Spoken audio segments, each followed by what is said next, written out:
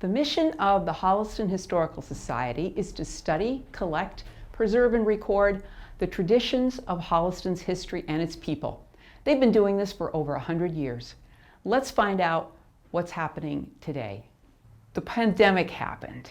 What were the first things you thought of, and what was the first challenge for the Historical Society? Well, the first thing, of course, was our income stream, which started to dry up because our rentals dried up. So we really had that to deal with, and we had a lot of refunds that we had to do. So that was the first thing, and how we were going to manage that. So we started looking into grants and remanaging and rejigging our budget. Really, yeah. And how did that affect you, reimagining the budget? And well, we just started saving money wherever we could, cutting back on things. And then the first thing that happened was that we had been in touch with Middlesex Charitable Foundation, and they had said they were working on ideas for the general area. And not too long after that, we got a very lovely $20,000 grant from them. It was their 20th anniversary of the foundation, and they gave a $20,000 grant to each community where they have a branch, and we were the ones to receive it in Holliston. That's wonderful. So you sort of bridged the lack of event funding by budgeting and by this grant. What about the other activities that you usually perform for the community? How did you manage to do that during the pandemic? Well, our programs went to HCAT, actually. We did programs with HCAT, and we had a couple things online. That's how our programs went. And we had a few rentals, but of course they had to be pandemically restricted, so. So they were smaller in size, of course, right? Yeah. And most of them had to rent tents because the barn capacity was so much limited by the pandemic. So you did some Zoom events too, correct? Yes. We had, we watched two movies, the newest Little Women movie and, the one about NASA and the moonshot. Oh, yeah. And people watched that on their own, and then we had a discussion group for each of them online, which was great, very enjoyable. So you were able to kind of keep your membership going and keep doing the kind of events and historical, Right. We weren't able to do as programs. many as we would like to have, but yes, we did. And I believe we even reached out to the membership, telling them that we've been hurt by the pandemic, and could they donate to get us through the hard times. Wow. Yes, a lot of the activities continued. Our collections work continued, our building and grounds work continued. Members were wonderful about coming in with their masks on and staying socially distanced and doing that kind of thing. Yeah. And certainly, because it's an old house, the repairs needed to continue. Things broke down, so there was a lot of repairs that went on. We started some of the major repairs even before the pandemic hit, but we had to continue them through the pandemic. So you kind of used that downtime to sort of work on repairs as well. Right, that was absolutely right, yep. Yeah. What did you learn from this whole experience about the organization and about the town? And be prepared. We learned what generous members and friends we have. I mean, there was also a matching grant that was offered to us for $10,000, which we met. And so we had another 20. And that really put us at the end of 2020 in a pretty firm financial footing for basic expenses. But there are so many other capital projects and special things that's where we need to raise more money. Yeah, so one of the renovations you did was the kitchen. So why don't we take a step over to the kitchen? You can show us how that looks. So we're in the kitchen now. Tell us a little bit about how this happened. It's beautiful. Well, it was a lot of work, but this kitchen originally probably was built in 1938 when the house was moved from the street back to here, and everything was worn out. The cabinets were falling apart. The floor was worn out. The lighting was bad. Nothing met code electrically. The kitchen was never intended to be a kitchen that people could rent and cook in. It always was a kitchen that when we rented the house, people could bring food in, reheat it, and that sort of thing. But everything was really just worn out. We really didn't have a dishwasher even. So now we've got a dishwasher that actually complies with code. All the counters were replaced, the ceilings, the floors, all the appliances were replaced. We had a lot of donations from both contractors and members who donated money specifically for this. And then we, of course, dipped into our own savings to do it. But we felt it was worthwhile because when people come to rent a place, they don't want to use a dilapidated, dingy-looking kitchen.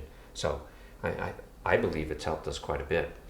Oh, it's definitely better, and we have a potluck in January, and we other activities with members, and we use it a lot. Wow, it seems like this was a really worthwhile project. Yeah, and when the camera turns around and you see everything, you realize it really is a beautiful kitchen now, and everybody that rents the place just loves it. That's great. Yeah.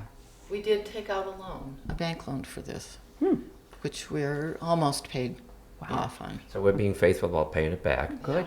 Well, I think what's great is that you got donations from contractors and from your members, and that's what kind of has pulled you through and made all of this possible. Yeah. And it's lovely. I can't wait to have a function here myself. Well, one of my favorite aspects of the Historical Society is these gardens that we're standing in. Who takes care of them and who manages the property for you? Well, that's our new property manager, Victoria Schotten.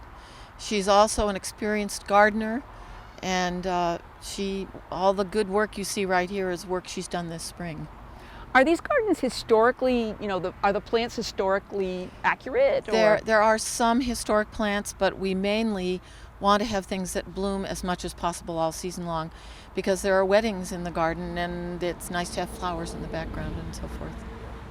So some of the roses, for instance, are historic, but you need that blossom year-round for as much of the season as you can. Right. And what is her role in terms of managing the property for you?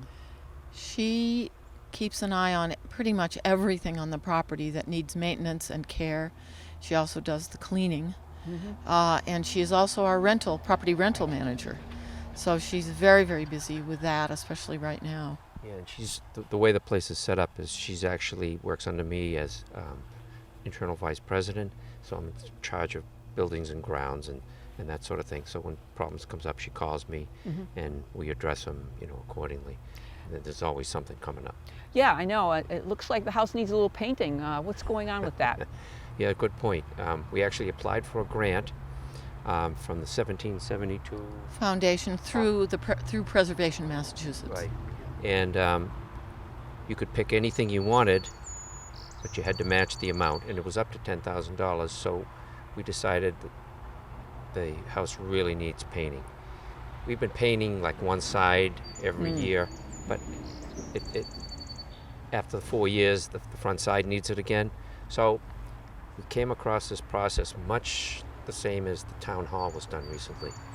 All the paint is planed off the siding, it's sanded, it's primed, it's repainted, and this time the paint will stick. So we found a local contractor who does this sort of thing.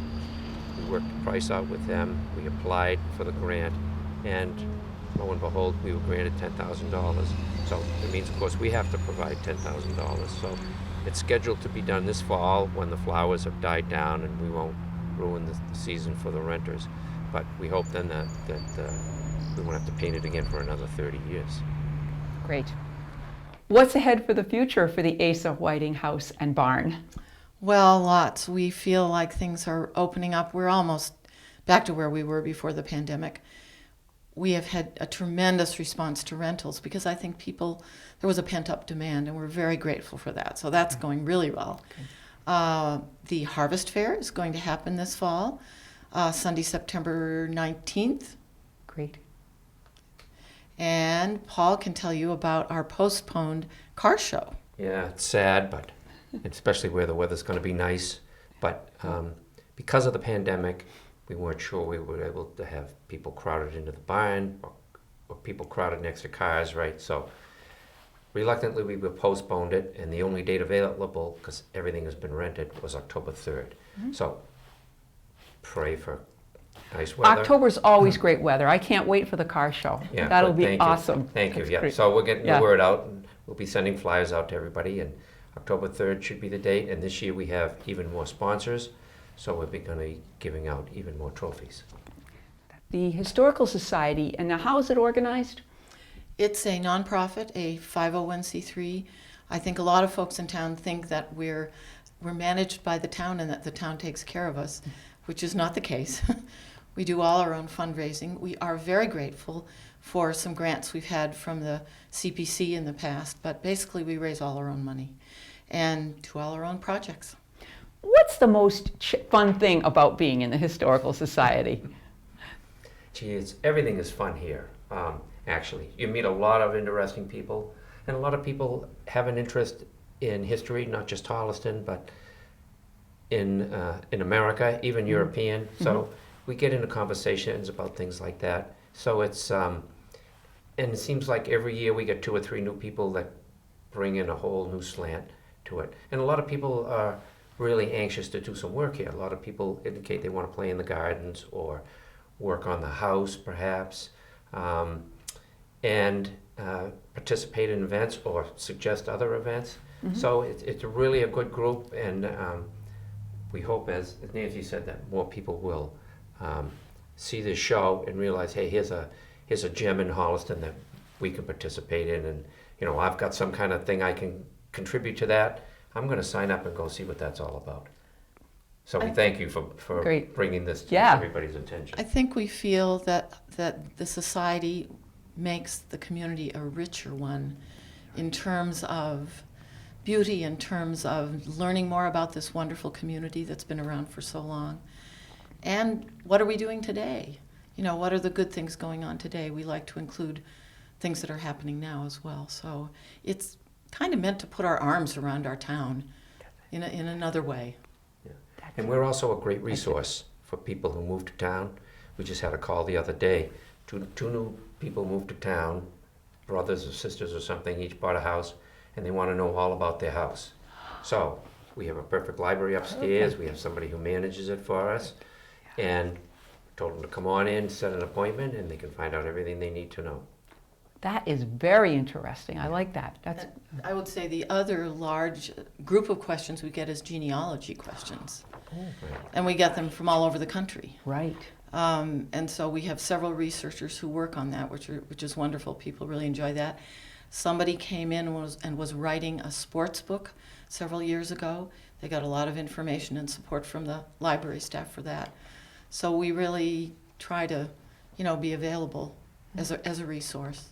And we work with the town library. We've co-sponsored programs with them, which we love doing. It's been great. Great. Yeah. For Heartbeat of Holliston, this is Chryso, Lawless.